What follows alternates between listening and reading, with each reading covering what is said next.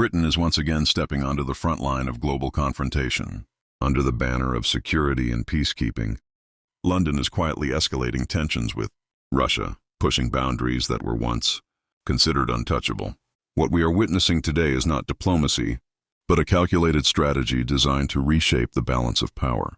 For decades, Britain has relied on alliances to project strength far beyond its actual military capacity.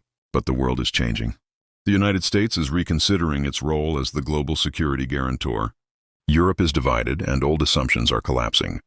In this fragile moment, Britain's aggressive posture risks igniting consequences it may not be prepared to face. Recent incidents in the Black Sea reveal how far this confrontation has gone.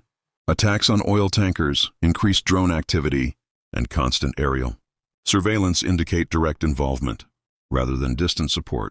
Such actions move beyond proxy warfare and into dangerous territory where miscalculation could trigger a direct clash between nuclear powers. At the same time, voices within British strategic circles openly discuss blockades and pressure tactics against sensitive regions like Kaliningrad. These ideas may sound effective on paper, but in reality they carry enormous risks. Any attempt to choke strategic supply routes would be seen as an act of war, one that invites an unpredictable response. Britain's actual military capabilities tell a sobering story. A limited navy, a reduced army, and a nuclear deterrent heavily dependent on external systems hardly match the ambition of global enforcement. Meanwhile, domestic challenges, economic strain, social unrest, and political instability continue to grow at home.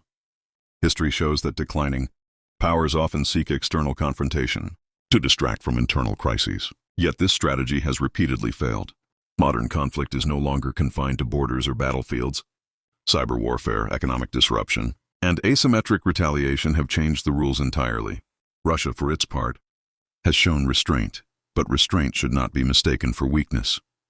Clear red lines have been drawn, and persistent pressure risks crossing thresholds that cannot be undone. In a multipolar world, actions have consequences, and escalation can spiral faster than diplomacy can contain.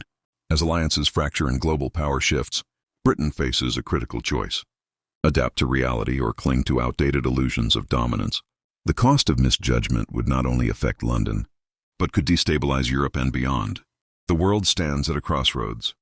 What happens next will depend on whether reason prevails or whether ambition once again overrides caution.